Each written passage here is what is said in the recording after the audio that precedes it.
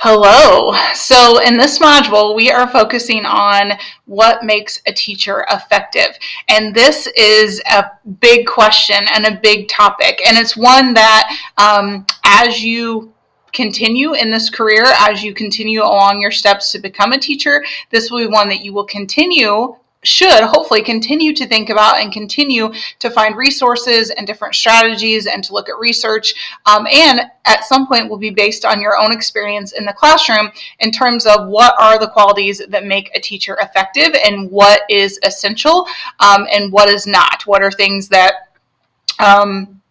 may cause problems in areas in being effective, such as classroom management. So that's what part of this chapter is really focusing on. The very introduction of the chapter just reviews what it means to be a reflective teacher. And I don't know if you remember, but this is a concept that was actually introduced in chapter 1 when it was talking about what is a teacher and what does that mean to us. And so reflective teaching was a major aspect of the introduction of what teaching is in itself. And so I like the way the book breaks it down in terms of questions to consider to be a reflective teacher and to make sure that you are kind of constantly assessing the situation, looking at yourself, looking at your students, looking for feedback, and then making adjustments. So the main questions: what am I doing and why?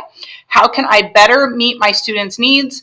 What are some alternative learning activities to achieve these objectives? So always looking for what are alternatives, what are ways I need to differentiate my instruction or do things differently.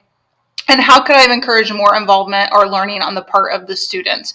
So these are there's so many other questions that could be incorporated into this, but I really like kind of these basic categories of, as I'm planning, as I'm implementing, and then after it's over, I should be asking myself these questions. These should be a part of my process as an instructor, as a teacher. So hopefully you read those questions and thought about that in terms of, how is that going to impact me? These are the 3 stages I was just talking about. So in all 3 of these stages of teaching, you want to be asking those questions. You constantly want to be reflecting on and looking at yourself, looking at the student experience, and how you can make that better. So you're definitely doing that when you're planning the lesson and you're planning your activity. You're doing that when you are implementing the teaching, when the student learning is happening, when you are making decisions in the day-to-day, and then definitely you are then evaluating or looking at that after the fact and kind of doing when you're doing your assessment, both of your students and of yourself and what's happening in the classroom. So these are kind of the 3 stages of decision making that is really important that you have those reflective qualities in all aspects. So when we look at what are the aspects of reflective decision making, reflective teaching, attitude. We want to make sure that we have a positive attitude. This chapter talks about enthusiasm. It talks about the importance of positivity in ourselves and the subject matter in our students. And so that's really important, that our attitude is fostering learning and that we are forming genuine bonds and relationships with our students.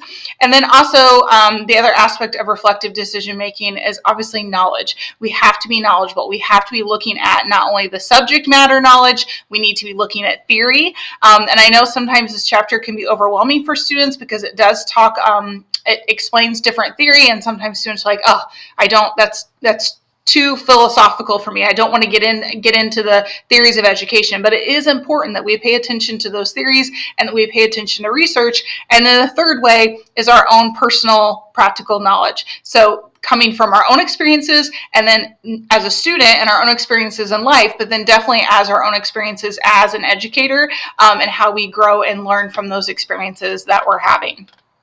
Okay, so this graph that is in your book kind of tries to tie all that together just to give you a visual in how this is always happening. So it's a cycle.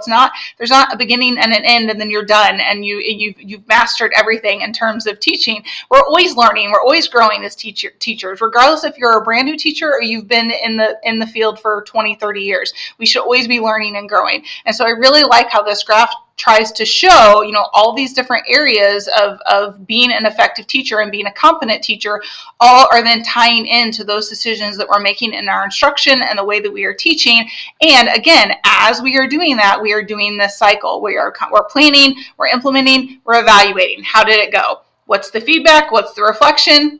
let's go again. What are changes we need to make? What went well? We want to keep those aspects. What did not go well? What is something that we need to try differently? So all of these parts of reflective teaching all then come into our ability as an educator to make decisions that are good for our students and for their learning. So hopefully you spent some time with this in the chapter. If you didn't, hopefully this helps in terms of kind of how to look at reflective teaching and how you can implement that yourself. It is a very important aspect of being an effective teacher.